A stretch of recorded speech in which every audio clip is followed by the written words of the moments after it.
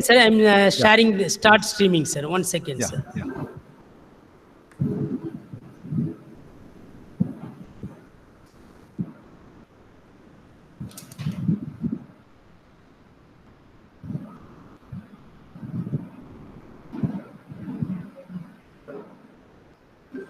Yes, sir. Streaming started, sir.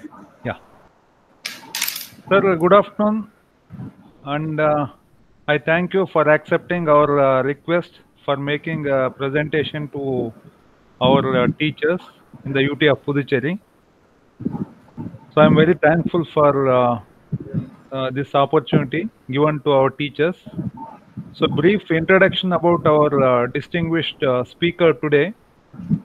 Sri P. Vijayan IPS, sir is presently Inspector General of Police in Police Headquarters, Kerala. Sri P. Vijayan is a 99 batch IPS officer of Kerala cadre. So he has worked in various positions and is the chief architect of important initiatives of Kerala Police and school education also. They are connected with student police cadet. I think some of our people would have heard about it. So this initiative was taken up by MHA and all other states were requested to emulate the same. Another important initiative taken under the guidance of SAR is ORC, our responsibility to children, which in coordination with Sri Aurobindo Society, we are also trying to implement in the UT of Puducherry. On this occasion, I also thank Thiru Raghunath from Sri Aurobindo Society, who has been helping us in coordinating with SAR and making this possible and all. SAR has worked as Superintendent of Police of Kasaragod, Thiruvananthapuram, Malappuram and Ernakulam districts, and also as Commissioner of Police, Kochi, Kozhikode, Thrissur and Thiruvananthapuram. And Sir was very active in people policing. So usually police officer means will have a different opinion, but so he was very keen in doing better things for betterment of people and all. So he was awarded, he has received various awards, which include CNN, IBN Indian of the Year Popular Choice Award in 2014. So he was conferred Indian President's Police Medal for Meritorious Service in 2015. He was also awarded prestigious Chief Minister's Award in 2014 for public policy innovation for initiating and implementing student police cadet, and also in 2019 for initiating a project called Our Responsibility to Children. And he was commended and appreciated by none other than our Honorable Prime Minister for the initiative Punyam Pungavanam, an initiative in Sabarimala. So this was commended by our Honorable Prime Minister in Man Ki Baat episode. So this is a brief introduction about our distinguished speaker today. So once again, I welcome you, sir, on behalf of Directorate of School Education. So I request you to make presentations. Very good afternoon to all of you. I'm really thankful to Mr. Rudra Prasad, Rudra Gaud, to giving an opportunity to address your very committed and capable teachers of Pondicherry Union Territory. Dear friends, we are meeting in a very peculiar situation. We can say that's a situation of hardship, miseries, and a lot of pains and all.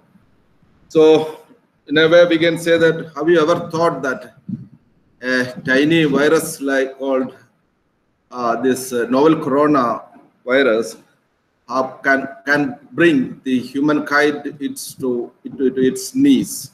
Literally, we are begging before this in front of this novel coronavirus, such a tiny virus, and it has once again proved that the myth of the myth of infallibility of either it is a nation or it's a person or a humankind as a whole. It has been proved that it is a myth at all. It's a myth. The infallibility is a myth, and even the biggest nations, the most richest nations in the world, either Europe or America, they are actually literally shivering due to this the severeness of the severeness caused by this tiny virus. And now you know that when you, after some time, your school will be reopening, you will be again meeting and teaching or getting engaged with your children. So now a new reality has come up. Actually, you know, now the thing is that the history will be recorded like this. One is the pre-COVID period, pre-COVID-19 period, and the post-COVID-19 period. So far, you know, as on today, over 190,000 persons have been killed by this virus in the world. Over 22 lakhs people have been infected by COVID-19. Infected by this novel coronavirus. In India, you know, we can say that, you know, India is one of the best managed, as far as the COVID-19 is concerned, best managed nation. We are so far 23,000 cases, over 23,000 cases reported, 7,000 people died. Here, but we can't say that we are safe so far.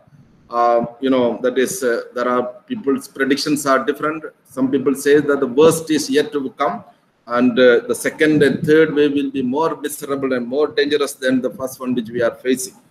I was told that less than 10 cases have been reported in Pondicherry, but you know that in your neighboring districts or neighboring states are really in a state of explosion. So you have to be more cautious. You know, that's what exactly can be done to deal with this situation. So we have been advised by this expert that is only two ways to deal with this particular situation. One is the social distancing, another is personal hygiene. Personal hygiene is that, you know, we have to wash our hands, we have to keep certain protocol while moving out and wearing mask like that.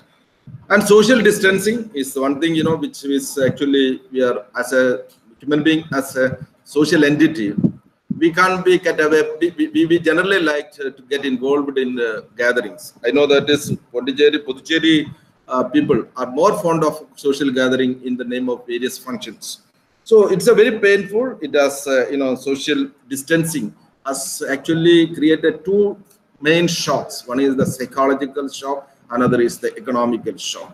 Your children also, the children coming from various backgrounds, will be victims of these two shocks. One is the shocks of, you know, that is a psychological shock due to this, you know, due to various stress, frustrations, and crises which is there in the family. And and it has created, you know, that's it's a various statistics show that the world over, this social distancing and lockdown has had resulted in increased crime, especially crime against women, increase in the domestic violence, crime against children like that. During last 30 days of lockdown in India also, these types of crimes also result. The stress, strain, and the frustrations, the violence in the house, like that, many other such situations might have created a lot of psychological shocks on your children. So when you have to handle the children, when after this lockdowns are over, there will be a totally different persons, totally different children, totally different students. So, and another thing is the economic shock. Economic shocks, that is, it just created unprecedented economic impact. The Indian economy is it's estimated as it's a 3 trillion economy. Our Honorable Prime Minister was actually inspiring us to reach the target of 5 trillion in at least another couple of years. Meanwhile, this most dangerous enemy has come up. Now the experts say that this economy may shrink to 1 trillion. That means the entire total economic strength of the nation may be reduced to 1/3 of what exactly it is now. So you think about a person is earning 10,000 rupees, he'll be getting nearly 3.5 thousand rupees. Or in the say, if a person is earning 100 rupees per day, he'll be getting 35 rupees. This will be why this impact will be very high, especially among the people who are living on the verge of survival. You know that the most of these Indians, at least 60 to 70% of the Indians living for best just on the verge of their survival. And this economic crisis may create a huge impact on their survival mechanism. So here, in such a situation, you know, many people lost their jobs. Many people working abroad has lost their jobs. Within the state itself, you know, many migrants are stranded here, and the migrant laborers in Kerala alone, I know that is around 3.5 lakh other state people are living in their labor camps, and many Keralites may be living in other states. Indians are living in around 80 lakh.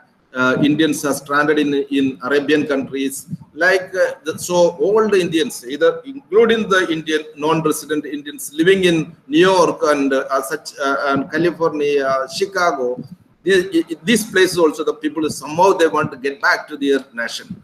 So the thing is that there will be a total chaos, maybe some sort of a total chaos may be coming up, and overburden on our nation and economy. So all this may create a lot of frustrations, lot of problems may be created. So here the thing is that we have to get prepared. We have to enable our children to get adjusted to the new reality. And just focusing alone over the syllabus, you know that, and otherwise also, you know that the children are one of the most victims of this lockdown. I was wondering that a 10th class student, he was about to finish his 10th examination. Now 2 or 3 examinations are left out. They are actually trapped. They can't relax because some exam is left out. The 12th standard student is facing, he is going to appear this various entrance examinations also, facing such a trauma right now.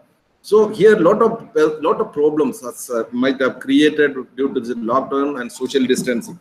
So when you restart your schooling activity, I think that a portion of your time, major portion of your time and attention must be given to this type of children. And some people might have really thrown out of the, you know, that is might be thrown to this poverty trap. So such people, you know, there will be severe tensions going on in their family. So please try to try to help the children to come out of this psychological trauma, while you address to your children. Here another thing is that, you know, that as a teacher, please help your children to understand what are the after effects, what exactly we learned out of this COVID-19 situation. Here, you know, that is one thing I already mentioned. It has really disproved the myth of infallibility. That is infallibility in the sense that the rich person, rich nation is above and above everything. That myth has been demolished. Now you might have seen that America is begging before India to get medicine. How can you ever imagine such a situation? Can you ever imagine that the oil prices is going to the negative? If such situation has ever happened, now the thing is that the oil producing nations and companies are asking the vendors to take their stocks and to get rid of the overburden of stocking this oil produce. So these are the situations, and you know that one of the important national states in the Southeast Asia, that is South Korea, its president won the election just because he managed COVID, the spread in South Korea very well. That's why he could just succeed in their election. So the political scenario, the economic scenario, and the social scenario, all this is going to be affected. So the thing is that a new social and economic order may come up, a new life order may come up. So you have to learn what are the lessons we have learned from this COVID situation, and you have to transfer this one to make your children understand what is the new reality also. Another thing it has, you know, that the lesson which has taught us is that the importance of self-reliance. Self-reliance means the self-reliance of a person's home, reliance of a society, self-reliance for the state reliance for the nation as a whole. So the thing is that whatever we can produce, whatever we can make at our home, we must focus on that. If it is a little bit vegetable or some sort of a little bit of chicken, like that, that these sort of things, if we can grow and raise at our own places, will be that much self-reliant. So every state and nation has to be self-reliant, at least to some extent. That has been taught by this COVID crisis, I think. And the thing is that another thing that during the lockdown period, most people say that one of the best understanding is that they have now understood that need is very limited. Only the wants are unlimited. So if we live with our need, satisfy with our need, then the life will be much better. Here also the thing is that once the lockdown has been announced, we have been confined to the four walls of our house and we are confined to our families. Now we understood the importance of the family. Family is the most important entity in our life, because once such situations comes up, no one can go to the bars, hotels, or cinema talkies like that. They have to go back. When a crisis comes up in our life, the ultimate asylum of ourselves will be our own house only. So the thing is, the importance of the family has been taught. And another very interesting thing is that it has taught us that every problem contains an opportunity too. Now that is there is everywhere we can see. Now we people are assembling. You may be around 100,000 plus people may be listening to me. This opportunity was there earlier also. We never used the technology its maximum possible extent. Now the people have started going online on many things. That going online means the classes have been taken by the teachers. Even the government school teachers are taking helping students through online. And the thing is that the digitalization of most of the economic activities are taking place. Several universities now think that is the learning outcome has increased because of using the online platform. So the possibility of digitalization and the importance of digital world in our life, it has been once again proved by this COVID crisis. So now once this crisis is getting over, we should not go back to our previous behavior or attitude. We must more focus on this, how much we can help this these digital possibilities in our life, especially in the education field. I was wondering that last 20 years I have been associating with the education department and the students and parents also. In a way, I can say that I am one of the well-trained teacher. That is, I got the UGC. National qualified the UGC NET and JRF in economics. Then I took a bachelor's degree in education too. But I was wondering that what will be the role of a teacher in 21st century? Whether it should be like that is the teacher who has been teaching in a classroom. He was thinking that he's the gateway to the knowledge. Whether he or she should remain as that is that an embodiment of knowledge.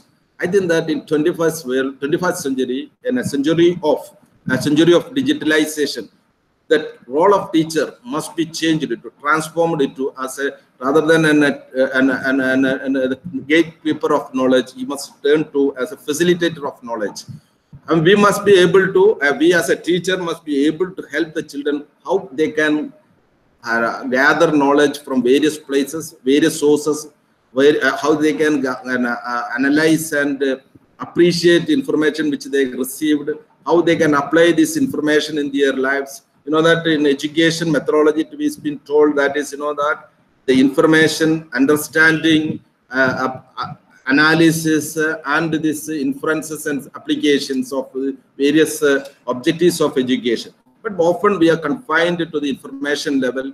Now the digital world is enabling us to a complete education, that is by using these methods and all.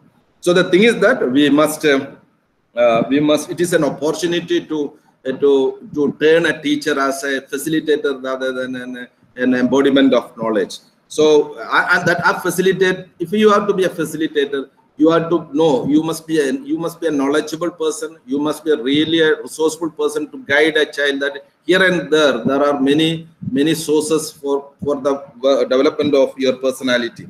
So the thing is that, and I consider that everywhere in anyone's personal life also, if he keep an attitude of positivity and possibility, he'll be the most success in the life. Here also, there is a post-COVID period. If a person or a child or an institution or a nation, it has to be successful, if it has to overcome this trauma, he has to imbibe, he has to exhibit the ability of positivity and possibilities. Positivity in the sense that is say that look at the bright side of life. That if there is a problem, there will be an opportunities too. So there are, the COVID has given lot of learning, lot of opportunity to introspect, to reflect and all. By making use of this one, how we'll redirect our life, how we'll refocus our activities. That's an opportunity. If a person have been really a positive life, he will always explore the possibilities also. So the possibilities are enormous and abundant. It will be thrown open. It will be thrown open to only those persons who are really exploring it. So there are several possibilities. We have understood. I have personally understood the importance of the attitude of positivity and possibilities. So that is why that is in my personal life I applied. I was leading a totally different life. Once upon a time, I realized that I must focus on education. Then I thought that I must enter into the civil service. So all could be made possible because of some sort of positive aptitude I create. I thought of, and my efforts to explore the possibilities too. So based on that experience, and along with my friends, we initiated several child-friendly initiatives and youth development initiatives. We thought that is, I personally consider myself as two things. One is that I represent the possibility and positivities, positivity and possibilities. And I personally know that I would better known as a merchant of dreams, because in my life, later I read from this Paulo Coelho, and that if you have an intense dream, if you have an intense desire, if you work hard towards that, and the entire world will conspire for you. I really, I just tried to nourish certain dreams in my life, just continued it, and constantly aspired for it. Once I could realize it, that's why I could enter into the civil service. Later, I thought that is, I would develop, or we would develop some programs for our children. So the programs, first we initiated student police cadet program. It was initiated in the year 2006. Within a couple of years itself, it has been taken over by the government. Now it has been taken over by the government of India. In almost all states, student police cadet program has been implemented. Over 20 lakh children are being undergoing training in this program. Government of India is spending more than 600 lakhs for the 600 crores for its implementation. So here the thing is that a small dream which has gone to an Indian dream. So the thing is that the power of dream, I am very much aware. Now my entire ambition or entire effort is that to make understand the children or the youth that if you have an intense desire, if you work towards that, and the entire world will conspire for you to achieve that one. So based on that, realization, we initiated some programs called some youth development initiatives. These initiatives, as an that is some important backgrounds why we have gone for initiating these programs. First of all, that India is one of the youngest country in the world as far as the demographic structure is concerned. We have a population of 1.130 crores, out of which 1/3 of the population is youth below the age of 14. That means nearly 40 crore population, 40 plus crore population are below the age of 14. Below the age of 14 in the sense that, so that's why our Honorable Prime Minister often talks about, India has 3 Ds, advantages of 3 Ds. One is the democracy, another is demographic dividend, and the demand. Demographic dividend in the sense that we have a youth population, and India is a tested democracy in the world, one of the largest democracy in the world. Even though it has been a lot of illiterate, poor people and all, the transfer of power in India is very smooth. No one intervene in that one. The elections are very smooth. The elections in India has been considered one of the best exercise in the world. We have the freedom of expression. We have an independent judiciary and the free press. These are the beauty of democracy. So we have a very vibrant, very successful democracy so far. And another thing is the demographic dividend. Demographic dividend is the youth population of India.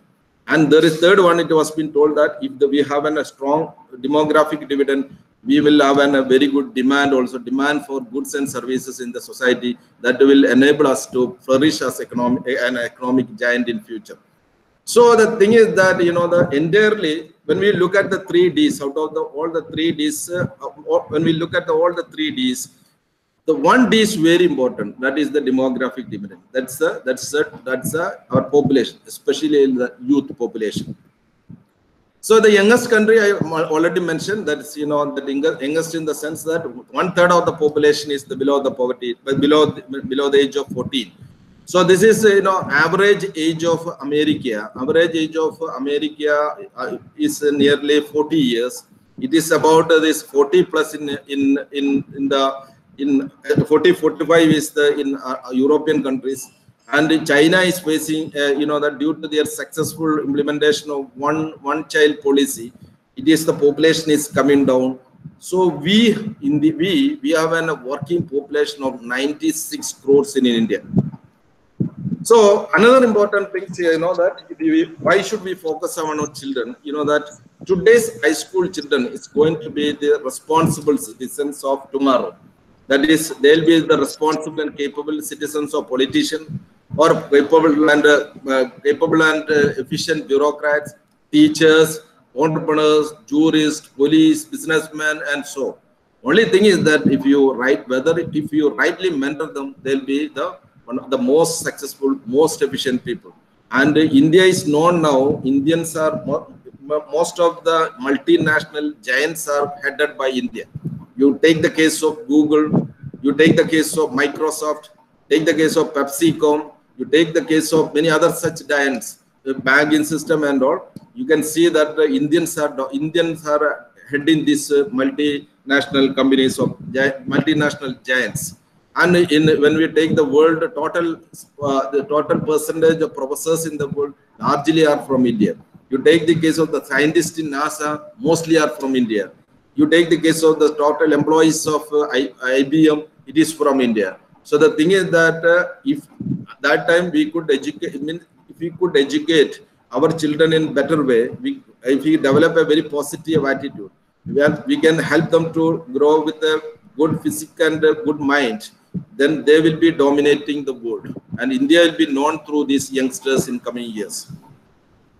And when we talk about this, you know, the demographic dividend, demographic advantage, we can't, as a teacher, you will be better aware of this, what is exactly happening in the minds of our children.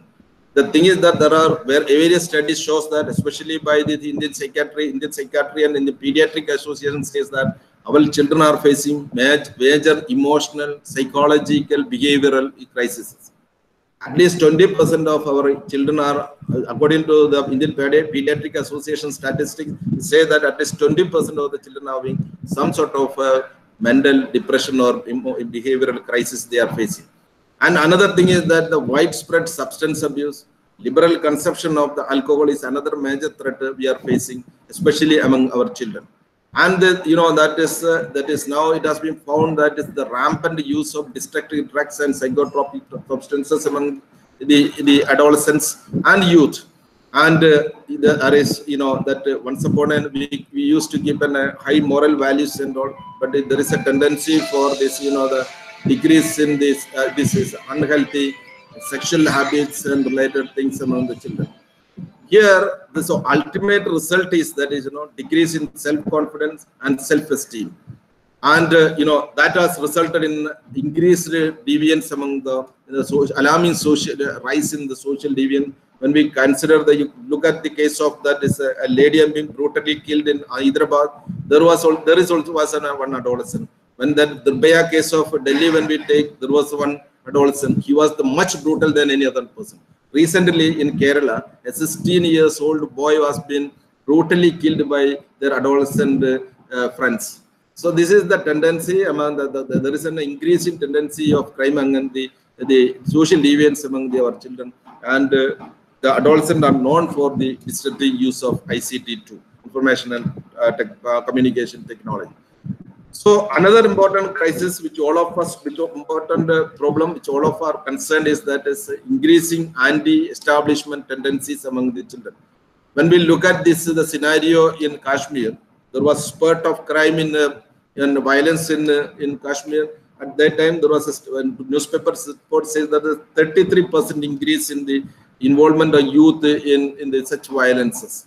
When we take about this Maoist infection, Maoist attacks in Maoist activities, violent Maoist activities in some of the states like Chhattisgarh, Odisha, Bihar, Jharkhand, and all, we can say that thousands of youngsters have been recruited, especially children, has been recruited to their fold.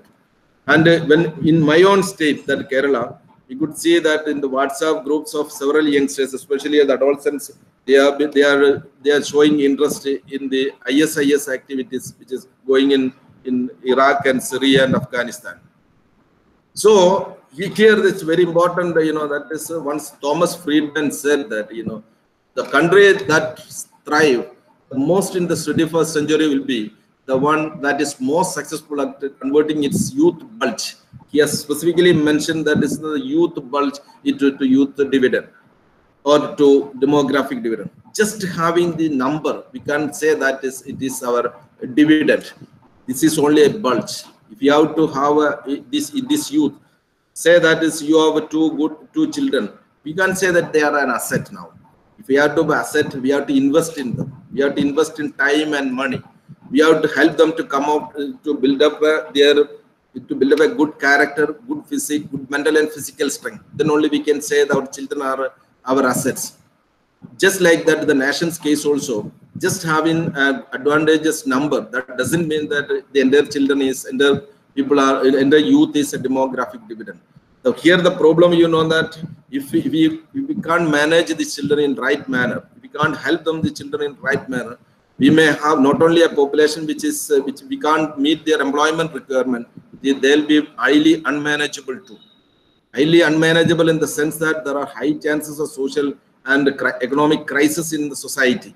So here the thing is that it is the time we focus on investing in our youth and make them as a demographic dividend, make them as a demographic asset, make them as the asset for the nation as a whole. Here the thing is that another important thing is that India is a country of a demographic country. Our scripture, basic scripture is not our religious scriptures. Our basic scripture is our constitution. We have to inculcate, you teachers, while you take the this political science, or when you take the chapter of civic sense or the history, we must focus on that is that the very basics of our constitution has been taught to the children, exposed to our children. The beauty of our constitution is that it talks about, it gives equality before law, equal protection of law, liberty, fraternity, sovereignty and secularism and democracy, and to keep the unity and integrity of the nation. This our children must know. Our children must know the basic features of our constitution. That is, it focuses on equality, gender equality, regional equality, linguistic equality, and economic equality. We must talk them, that is, what is the meaning of liberty. Liberty means, that doesn't mean that enjoy your own power alone. What are the rights of others too, and the sense of fraternity too. Here the another thing is that, that is in practice in democracy. Democracy means equality before the law and equal protection of the law. That is, and that a system of by the people, for the people, of the people. If you have to understand that one, they must practice democracy in their day-to-day life, and it will be developed as a way of life also. So and moreover, in democracy, the rights are just a byproduct of their responsibilities too. The constitution makers of India, while they were drafting our constitution, even though they gave importance to the protecting our fundamental rights, it gave equal importance to the fundamental duties to be observed by our people. But very interestingly, or very unfortunately, we now much talks about our rights, very seldom talks about our responsibility towards the nation and our people. Here the thing is that that is another thing we as a teacher, what a child learn from the school, what a child learn from their family, that will be exhibited during their behavior in the society. So if they learn that is the importance of law is important, if their parents follow law, if the teachers talks about the importance of rules and regulations, they will practice the same in their day-to-day life by they enter into the society. We must understand law belongs to the people and children inherited it by their birth. Just like any other property we have, our children inherit our property, our personal property. The law is also been inherited by birth. And law is meant for their own safety and protection. You know that our child must grow up with the knowledge that law exists to ensure his or her safety and security, freedom. And instead of becoming afraid of in fear of law or in contempt of law, they must be proud of law, because just because there is law, that's why our fundamental rights have been protected. Here another thing is that where generally we say that is the enforcement agencies like police and all. We often feel that is the fundamental difference between Indian society and a society of advanced countries are that in advanced countries 90% of the population, 90% of the people abide by law voluntarily. No need of any type of enforcement. But unfortunately in India, over 90% of the people violates the law, and just because they are to be taught the law has to be imposed upon or inflicted upon them or enforced upon them. Here another thing is that civic sense and citizenship. The importance of the civic sense, especially during this the COVID crisis, we must have understood that importance of personal hygiene and the hygiene of the circumstances, the surroundings also. Practice of civic sense is the hallmark of civilization and the culture. Some people say that we are much superior than you because we obey the civic sense much better than you people. I have often seen that while once I was traveling through the streets of New York. So while some of my friends from India, we bought some snacks during the lunch time. We just had to, one of my friends dropped just that is one piece of this the paper wrapped that snacks. So a lady just passing through that area, staring at us. That is what dirty people they are. Then she came to our side and picked that paper and dropped in nearby dustbin. That is their culture. They consider that is that this is a civic responsibility. That's why they consider their civilization is much better than you. So the disregard of rules and regulations, disrespect towards others' right, public dumping of the household waste, spoilage of and destruction of environment, etc., are serious concerns of our society. So the thing is that our people, we must inculcate and encourage the children the need for practicing civic sense. So this has to be inculcated at an early age. This has to be inculcated at an early age. Early age practice will have a lifelong impact too. And another important thing, when you go to France, there will be people say that it's my country is more important. When you go to America, July 14 is the most important national day for them because they are Independence Day. Germany is the most important for them, and Chinese consider China is the best in the world. But in India, we may say that I am a Keralite, or I may say that I am a Hindu, I am a Christian. We don't keep an Indian identity, rather we keep more of a regional or communal identity. I know that is that in your own state itself, often several communal type of violences take place, the communal feuds between different communities, especially between different castes. It is one of the important concern for the police in Puducherry. So here the thing is that once APJ said that unless India stands up to the world, no one will respect us in this world. If you don't respect our nation, no one else is going to respect us. If you don't respect our nation, no one is going to respect us also. Fear has no place in this world. Only strength respect the strength. So here the thing is that we must develop an attitude of caste, creed, religion, and any other sectarian choices should only be nested to our country. Country should be made as the first. In any script, faith, or Indian, that any script or faith, either it can be, our Bible, Quran, or this Gita. This is second to our life, second in importance. The first and foremost important scripture in our world, in our life, in a democratic country, in a democratic India, will be Indian Constitution and the values which has been enshrined in this Constitution. So every child should have an inherent respect for our heritage too. So the thing is that it is a world, a global citizenship. No one has thought of, no one might have thought of in a situation like that. A tiny virus which occurred, it means came forth in the, erupted in this Wuhan can result in this type of rampage in the world. Now we are literally it has been once again proved that we are living in a global village. So there are global citizens is also to be developed through our education. So another thing is that, most important thing, which is we say that thoughts are the important thing. Your thoughts you are nothing but your thoughts. Thoughts lead to the action. Action leads to the identity.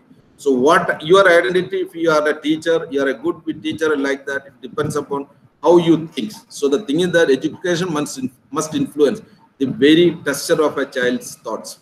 Here, this is on this background. All these our 4 initiatives. So student police cadet, hope, and our responsibility to children, and the child-friendly police station, all these things focusing on converting our demographic bulge into demographic dividend.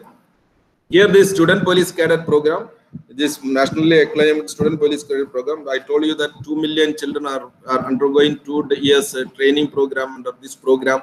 It is a program it enable our high school students to evolve as responsible, capable citizens of a democratic society by inculcating within them the respect for law, inner capability, self-discipline, civic sense, empathy for vulnerable sections of society, and resistance to social evil. That's it's to develop them as a responsible and capable citizen of a democratic country. They should be responsible, they should be capable too. Amartya Sen said that the capability means this totality of all abilities. How they can be developed as capable and responsible? By inculcating within them respect for law, respect for the law of the land, encourage them to explore their inner capability, and encourage them to practice self-discipline and practice civic sense and show empathy towards vulnerable sections of society and resistance to the social evils. You can refer to our website. You will get more information about this student police cadet program, how it has been implemented, what are its content and all. Here you can see that as a teacher, you may be interested to see this particular slide.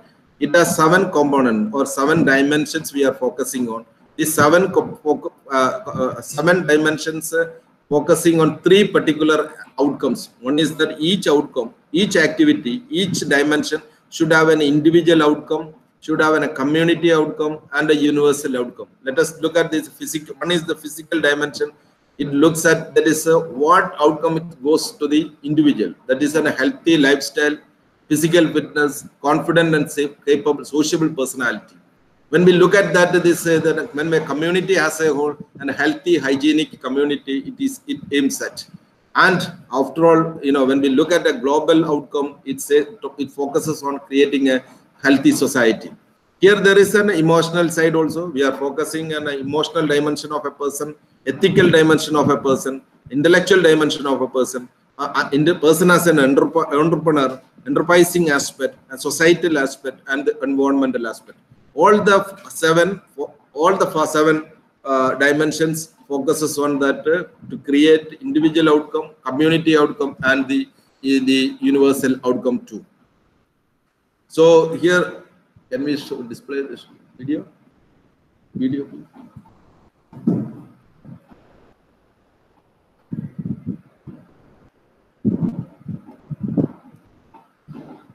I'll show you a small video. This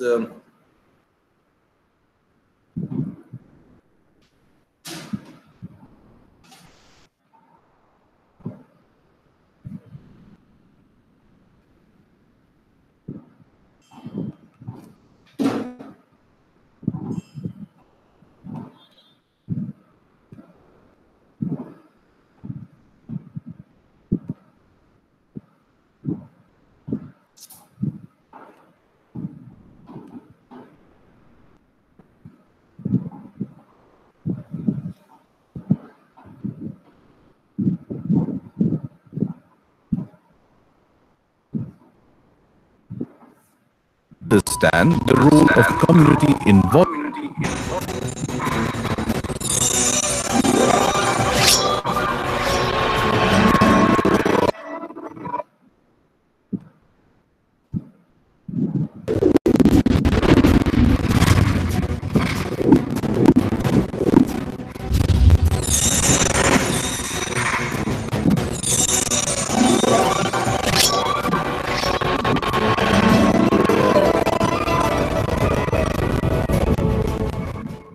India, the largest democracy in the world, a nation writing the greatest human story of progress and social justice. With an ever-growing young population, soon to be the largest in the world, India is set to rewrite its story with youthful energy and power. An epic tale of creativity, intelligence, and human resources.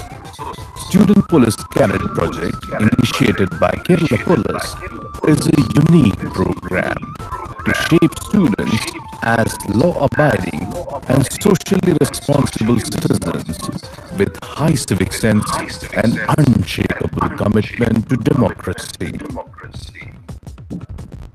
Launched in Kerala in 2010, the Student Police Cadet Project seeks to transform high school students into leaders of a democratic society through a well-designed training program. Implemented jointly by Departments of Home and Education with support from Departments of Transport, Forest, Excise and local self-government, the 2-year training program engages and activates all the faculties of youth. Students are encouraged to develop physical fitness and team spirit through a plethora of activities as exercises, parade, route march, unarmed combat, and yoga. They attend classes on personality development, Indian law and constitution, and participation in community policing. During the program, students gain exposure to different walks of life through field visits to government institutions such as courts, jails, police stations, collectorates, and legislative assembly. Residential and non-residential camps such as school camps, nature camps, and summer camps engage cadets in leadership training, life skill acquisition, personality development, team activities, and interaction with prominent persons. Practical training projects sensitize SPCs on contemporary issues, enabling them to observe law enforcement in practice and understand the role of community involvement in its success. Present in over 400 schools today, with more than 40,000 cadets undergoing training, the results of the SPC project in Kerala over the past few years has been nothing short of remarkable. Assessment by State Institute of Educational Management and Training Kerala and KPMG consultants confirm that the SPC project has had a strong positive impact on students, teachers, parents, and police personnel. Support for the project is seen in the demand from all schools in Kerala, government, CBSE, or others for inclusion in the SPC project. Political consensus among successive governments of Kerala to support the project and by community leaders to cooperate with the program goals lends momentum to its ongoing impact. Patronage extended by successive Chief Ministers of Kerala, including the present Chief Minister Sri Oommen Chandy, has been replicated by Gujarat Chief Minister Srimati Anandiben Patel and other leaders. Former President of India, Dr. APJ Abdul Kalam, impressed by the potential of the project, exhorted cadets to work wholeheartedly for the welfare of their family, the community, and the nation. Endorsements of the project by national figures such as Vice President Hamid Ansari and former Prime Minister Dr. Manmohan Singh speaks volumes to the nationwide societal impact. The SPC project has also evoked the attention and interest of the High Court of Kerala, adding another dimension to the potential of the SPC project. President of Sri Lanka and the interest shown by governments of other countries is further recognition of the project's potential to shape future generations. The Student Police Cadet Initiative may be the beginning of a significant movement, joining the hearts and minds of the youth all over the country. It is no surprise that the SPC project and its impact on youth actually brings in reality the long-term goals envisaged in the National Youth Policy of the Government of India, thereby contributing to the great dream of global leadership and epoch-making. Jai Hind.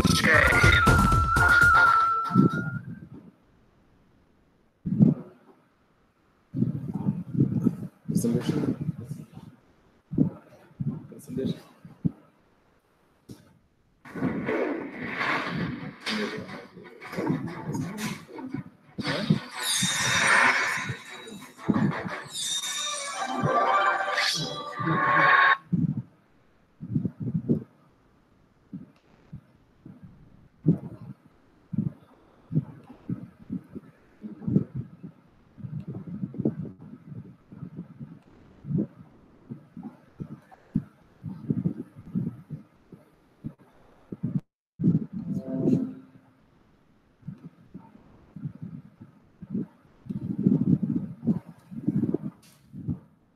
Sorry, friends. Actually, that video was prepared for 3 years back. Actually, new one. Actually, when we took from this digital space, they took display to you an old one.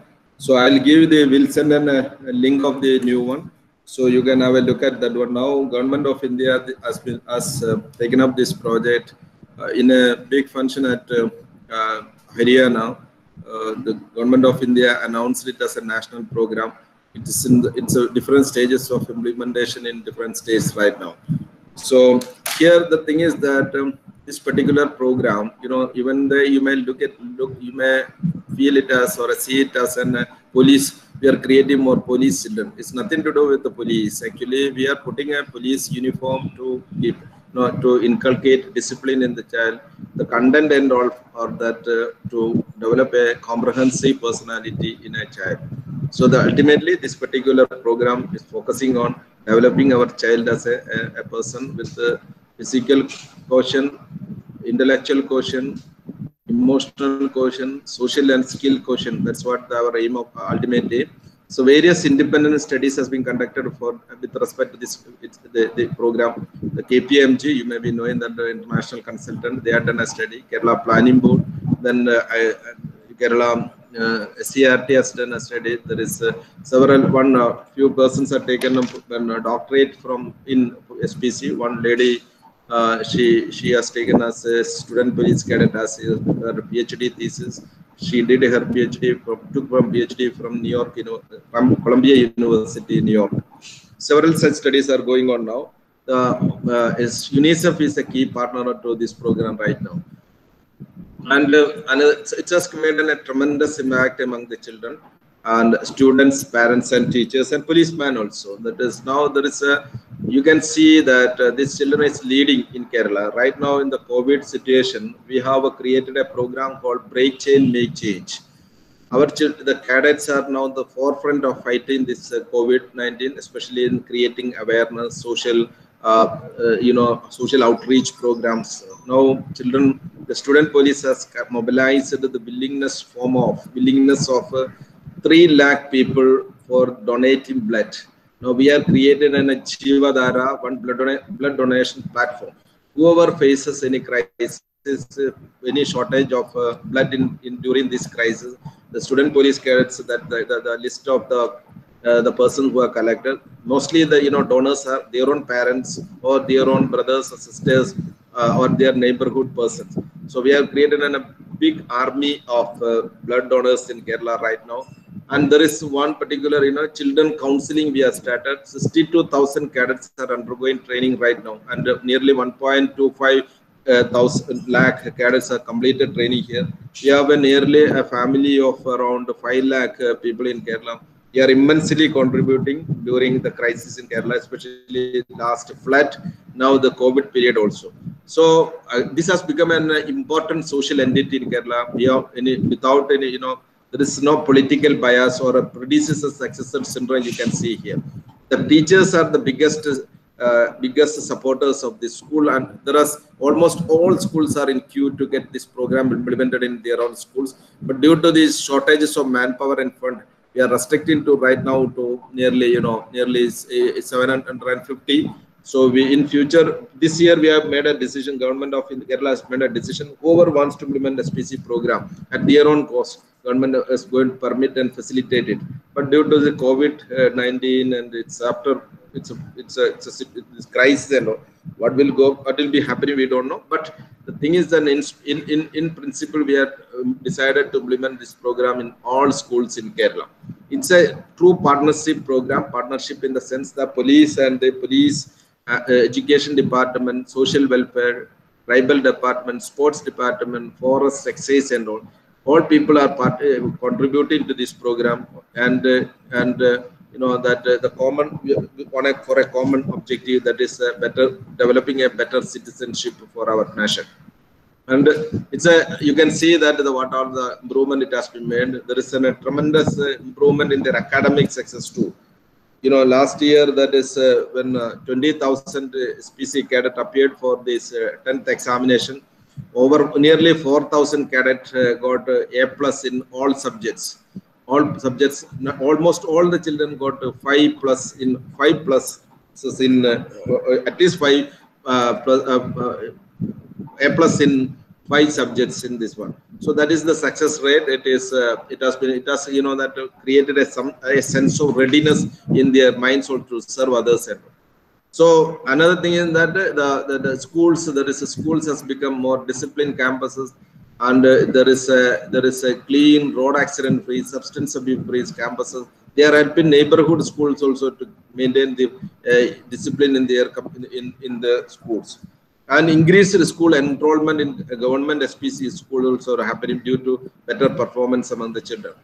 Here the parents, the parents have started increasingly aware about the parenting, their keenness to learn more about this parenting and more participation in the bringing of a child. And they're developing, showing an appreciation for law-abiding nature also.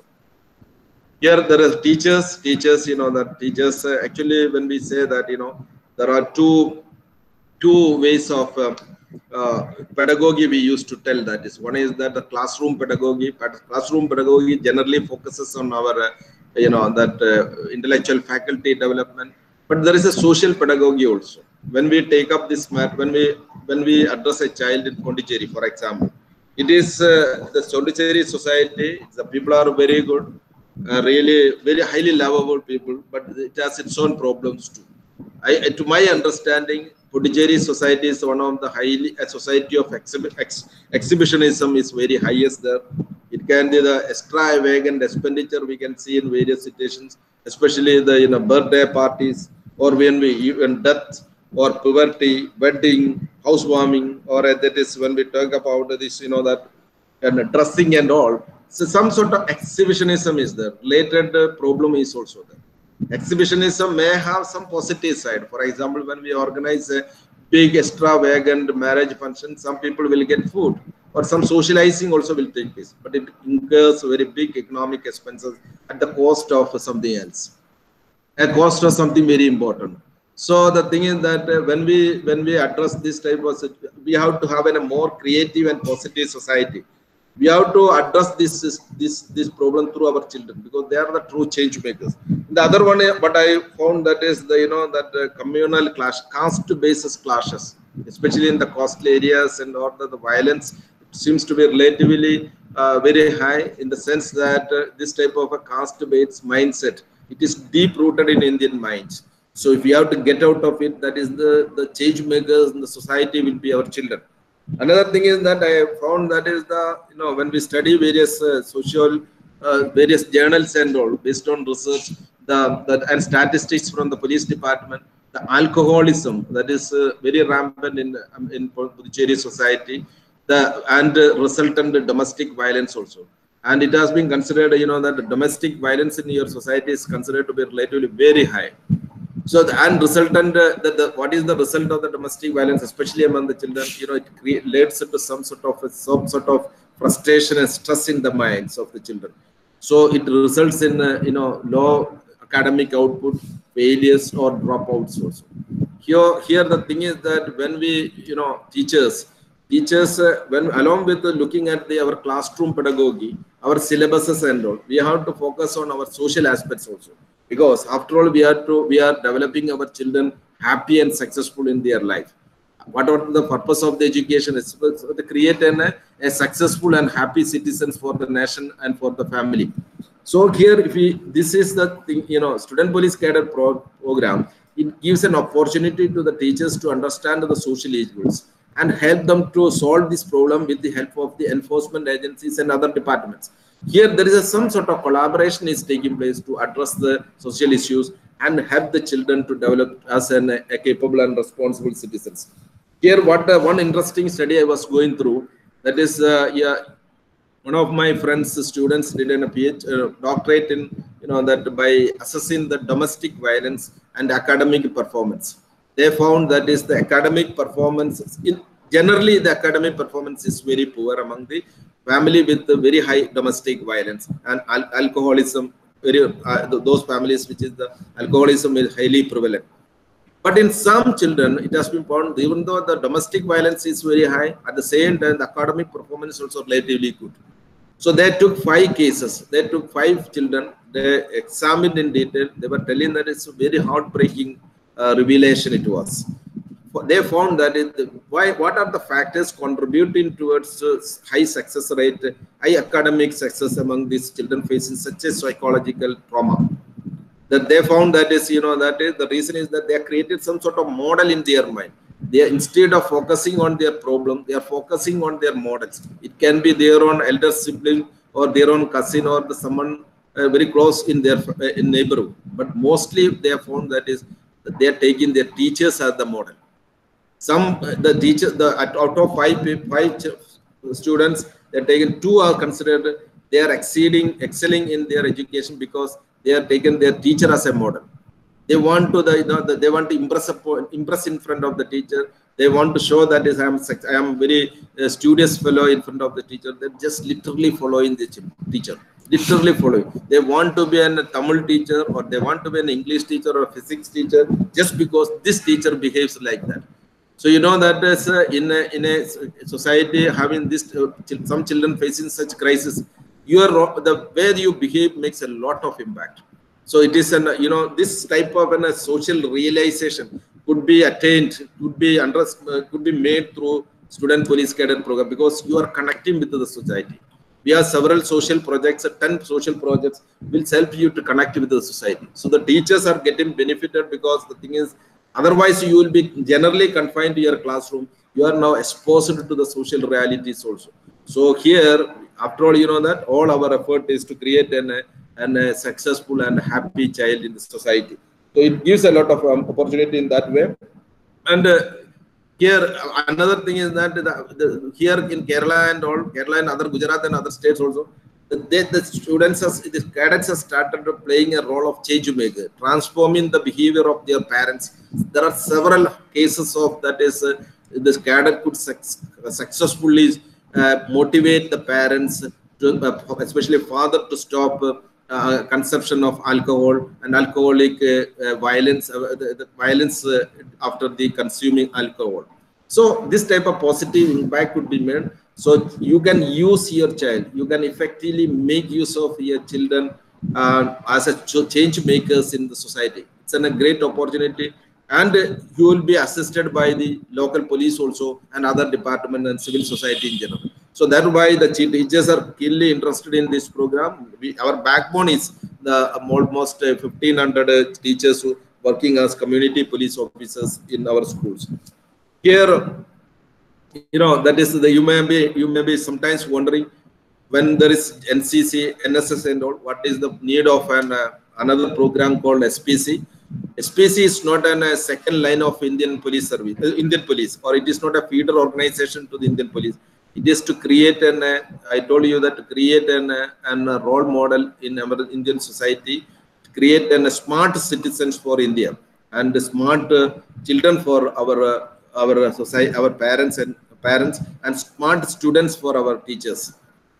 And another initiative is one more. I will go just brush through that. Another one or two initiative, that is our responsibility to children. Our responsibility to children program is basically, it focuses, you know, that it's a realization is that personality of a child is basically, you know, G square. That is, G means that is the genetic aspect, and environment is if the quotient is 1 is for genetic, it is the just double for the environment. The environment makes a huge impact. It includes the schools too. So here they generally, you know, that I already mentioned that the social deviance among our children is relatively very high. Often this, you know, that is, it is been not addressed, not identified, unidentified, unreported, and unattended. Sometimes identified and wrongly attended. As we focus on, you know, that is our responsibility children program. It evolved over last 10 years, focuses on early identification, correction, and reintegration of children into the mainstream. Here, this is the component of this program. It enables the class teachers to know the child in a better manner. We have developed a card called I Know My Student Card. I Know My Student Card. It contains certain questions. It is an field study to understand the strength and difficulty of a child. And after identifying, along with identifying the strength and difficulties of your child, your student, by using this card, we are imparting the life skills educations developed by UNICEF and all. Another thing is that strengthening the school forums and clubs. We may have hundreds of 50 or 60 clubs by namesake, several clubs in our school. Most of them are dysfunctional, at least in Kerala. I think that the story is almost same in other part of the country also. So here is identify a few clubs and strengthen it, and organize effective parenting section by organizing classroom-based PTA and parenting sections. This is the universal support we are giving. After conducting the study through the, you know, understanding each child through the I Know My Child card. Here we are now going for a management strategy.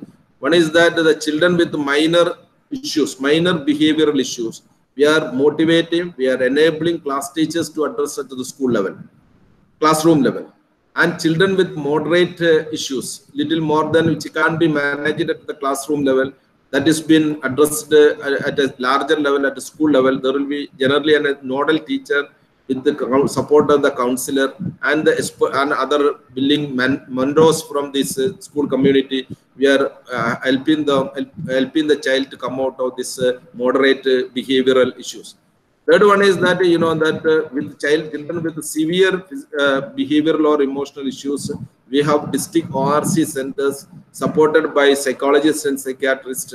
We are taking them to these places or to such other places where the counseling and sometimes treatments are provided. we have an expert team also. Every society is having some sort of expert team, but due to social stigma, we are not taking them. So here we are taking this one to the centers. So here the thing is that enabling a child at an early age itself to come out of the behavioral or emotional issues and make them as a more, and that is from a demography, converting him from, helping him to come out of becoming a demographic liability to a demographic asset. So now several hundred children we are addressed. UNICEF has considered it as one of the model projects. It can be implemented elsewhere also. Now, that is in Pondicherry with the help of our Rudra Gowda sir and Vijay Bhai from Aurobindo Society, Sri Aurobindo Society, under the leadership of Mr. Raghu. We are implementing this program last year we implemented in 15 schools. Now we would like to extend to another 40 more schools. If you people are interested, we can extend to more schools because it doesn't require much money and all. It leads a little bit interest and a little bit change in the attitude. Then we can transform our children as really and a good asset for the nation and for our family too. And this is another third initiative is just one more that is it is the Project Hope. This project is aimed at helping the children who have dropped out of the school, who have failed in their 10th and 12th examination, help them to achieve academic success, help them to develop some sort of the employment skills like that. So this was initiated in few districts in Kerala earlier. Now it has been implemented in almost all states. We must understand the trauma which has been faced by the children who have been dropped out of the school, failed in the schools are inexplicable. Such children often been lured by these antisocial elements also. Here in India, 47 million children are being dropped out of the schools before completing their 10th standard. It is the statistics given by none other than UNESCO. It is these children this program is to help out the children who have been dropped out of the school, who have been, you have been dropped out of school or who have been failed in the exams. This is now, it has been implemented in partnership with the various civil society entities and the department. This is one of the very useful and a very effective program too. We would like to extend to the more students in coming years.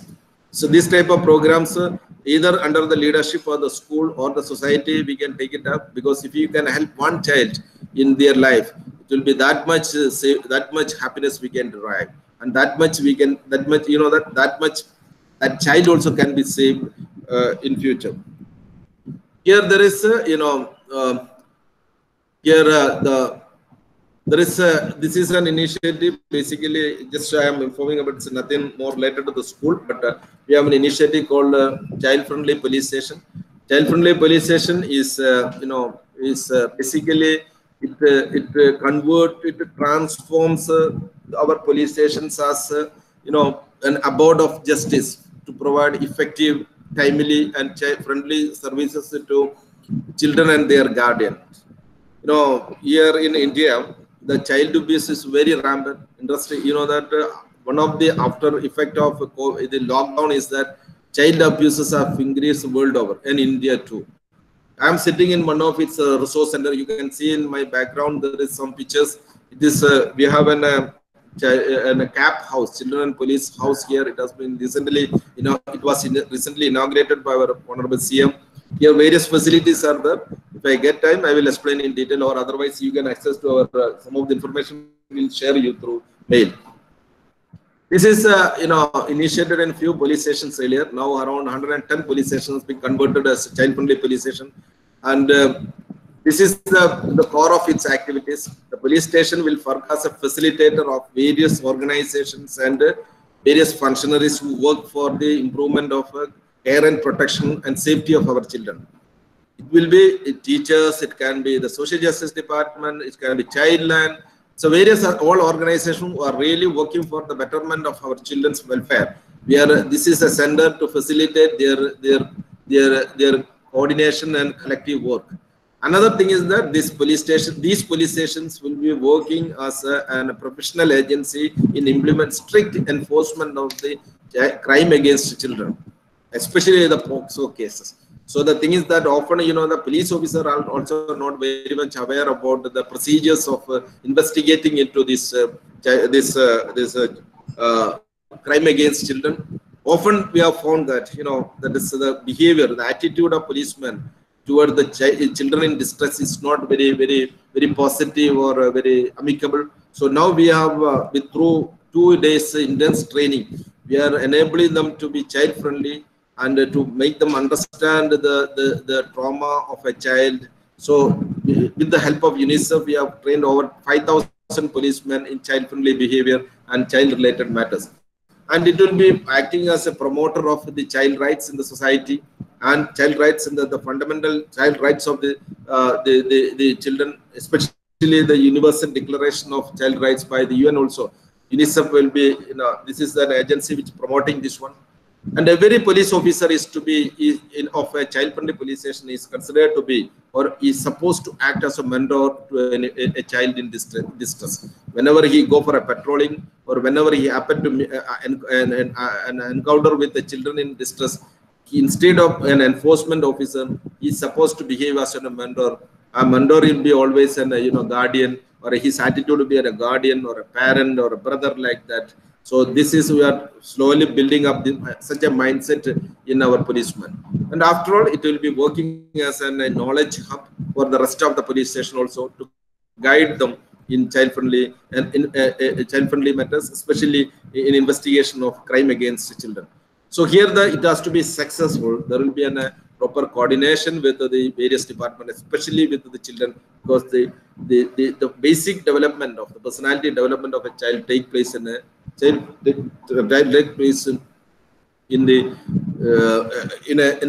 a school.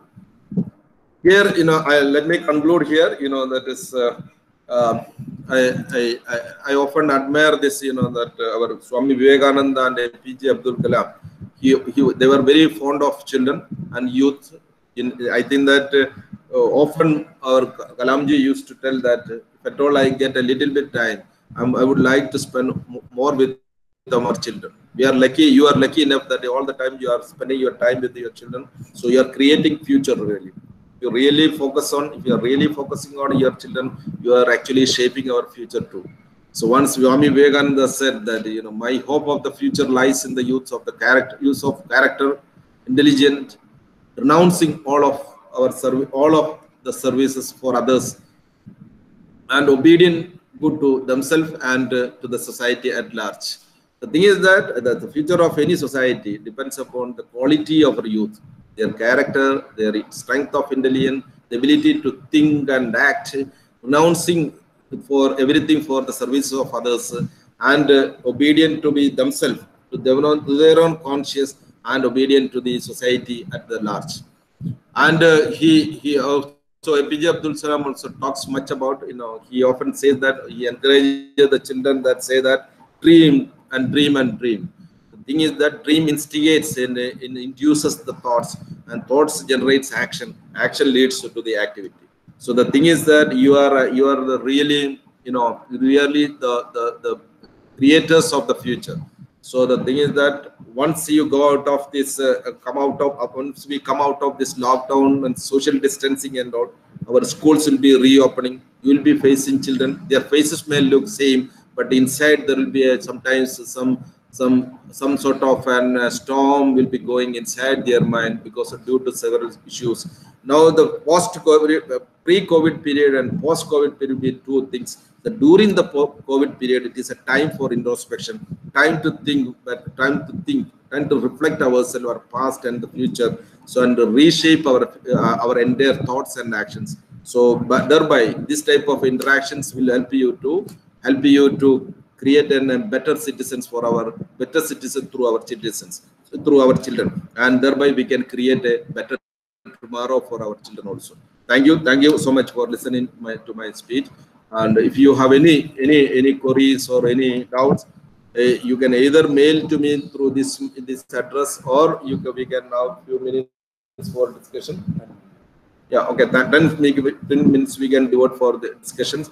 Thanks once again for listening patiently. So can we take a few questions, sir? Some questions they have already asked. Sir, one question is, Yeah, please.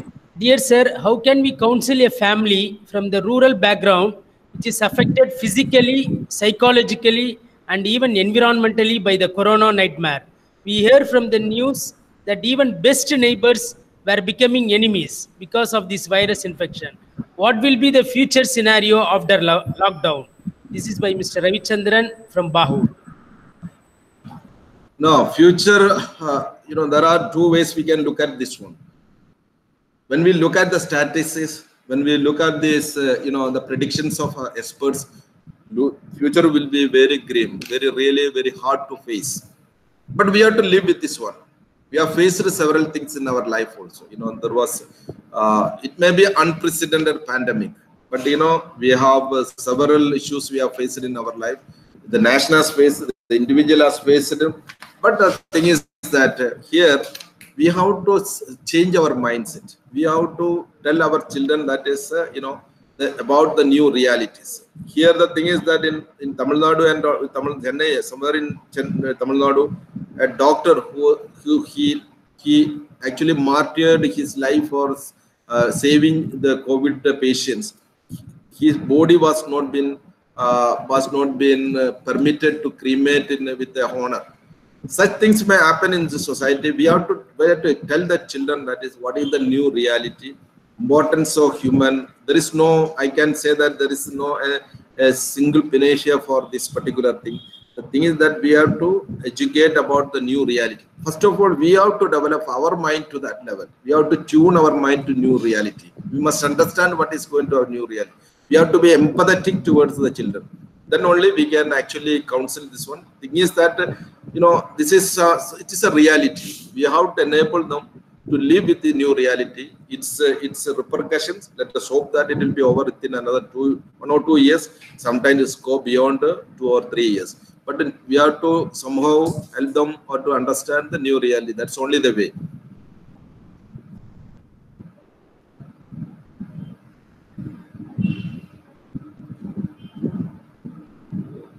Hello.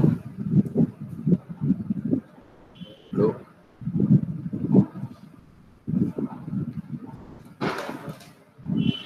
Hello, sir. Yeah, please. Sir, a question from delegate to Yanam, Sainath sir. Is there any incentives or offered to the students who are enrolled in the SPC project by the state government where it was initiated? Yeah, in Kerala, they have been given a grace mark of 5%, 5% grace mark for their 10th examination, 10th and 12th examination. So those who, those who are having a 90% of attendance, they get 90% of marks in that outdoor and indoor test. They are eligible for the grace mark. So 5% grace marks have been offered by the education department. Now, government of Kerala is thinking. I mean, just our proposal has been sent, that is reservation for students, means weightage in the selection of uniform service. But we, we found that even without giving any weightage, even the children from very poor background has shown a very good excellence in their academies during last several examinations. Here we focus on developing the personality. If a person is been, it has been made responsible and capable, wherever he go, whatever he do, he will excel. So here we are not looking at some concessions. We are enabling them to excel well in their life. So that much, that much energy we could create in the minds of children. I invite all of you to visit Kerala, and my presentation may not be good enough to express exactly what is happening in the minds and body and mind of the children. Once you witness, you will understand what exactly happened. Yeah. Only one more question, then we can finish it off. One more last question, sir. One physical education teacher has asked, sir, in these days there are many political community students fetching the school students towards their outfit for agitation and take away from schools. As a police officer, what is your view on these issues? How police department can involve in solving these issues in schools? What is your advice to the teachers, especially physical education teachers, to handle such issues? No, actually, I think that the physical education has a very importance in the life of a child, because physical. There is old saying that if there is a strong body, then only in a strong body, a strong mind can reside. Due to various reasons, we are not giving sufficient attention to the physical activities. Physical activity, the physical education teacher, instead of what he has been learned so far, he must focus, it should be a child-centered one. Physical education teacher must focus on the taste of try to understand the taste of the child. Taste of that child. Sometimes some child may be interested in athletics, some child may be interested in that sports activities. Identify his taste. If you identify, if you know that that person can identify, he will really run behind that one. Otherwise, if you ask a boy, he's interested in football, if you tell him to play volleyball, he may not be interested. The physical education, he has only one thing he has to do, that identify the real taste for real taste of that child, then encourage him to build it up. So political activities, I'll tell you that politics is a reality, political parties are a reality. But the only advice is that during the period of our academic studies, during the study of education, student must focus on development of his mental and physical strength. Learning new things. Education in 21st century is a totally different game altogether. All outdated syllabuses are not, all syllabuses, most of the syllabus, what you learn today may not be applicable for after 15 years. So we have to develop an attitude for continuous self-learning. So such a person, there is no time for wasting time. There is no space for wasting time. And politics also, most often what I found that is, instead of practicing politics in schools and colleges, better let them learn the basics of democracy. By doing too much of students are policing, or political activity, they are not learning anything at all. They are learning sometimes some sort of white actually. Here, let them learn the democracy. Let them learn the basic principles of democracy, the basic principles of Indian Constitution. And the educational institutions has to teach such things. A learned person, if he enter into the politics, he'll be an asset to the nation. Instead of wasting time, a person enter into the politics must, after wasting his entire school time or college time, such person will not be a great asset to our society. Sometimes he may become a liability too. So my advice is that during the school days and college days, students must focus on their learning better things. At the same time, our children's teachers also must focus that learning should be an interesting one. The schools must attract the children to the school, to their classroom. They should not develop a hatred or a dissatisfaction with or some sort of disenchantment with the schools and the classroom. So that lies with the teachers. They also must reinvent their teaching methodology. The content they have to develop means they have to go for a better content search, better way of delivering, better method of delivering this what they have to teach, and an effective evaluation also. So then the thing is that in some classes, I have found that students will be so happy to attend such classes. In some classes, children hate to go to the school. The schools must be, and classrooms would be a place where the children should not like to leave the class even after the class times are over. Such classes are considered to be, such teachers are considered to be really a motivated teacher, and they'll be really contributing for the national building also. So thank you for your enlightening presentation, sir.